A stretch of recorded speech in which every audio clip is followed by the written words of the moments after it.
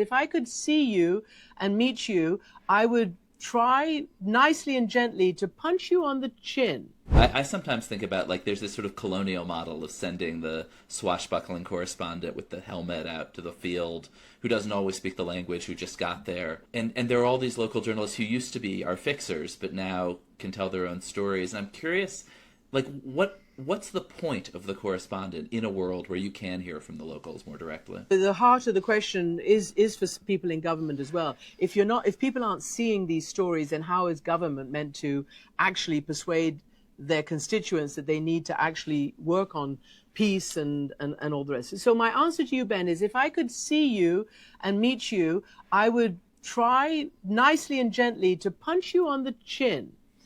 What you're saying is for me to advocate for the extinction of the foreign correspondent. Look, you are 100% right. I reject this idea of colonial model. I just do, sorry.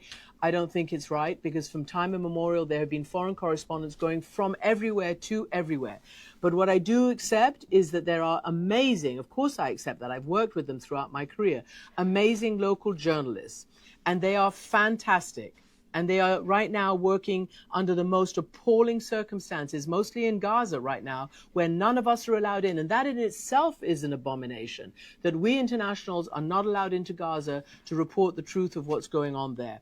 But what I'm saying is that I believe, and I think it's true, that if we're trying to get these stories out to a bigger part of the world with a bigger throw weight and force world leaders and all those people who could make a difference to take notice, they have to be told by not just local journalists, but also international journalists. I'm not saying either or, I'm saying also.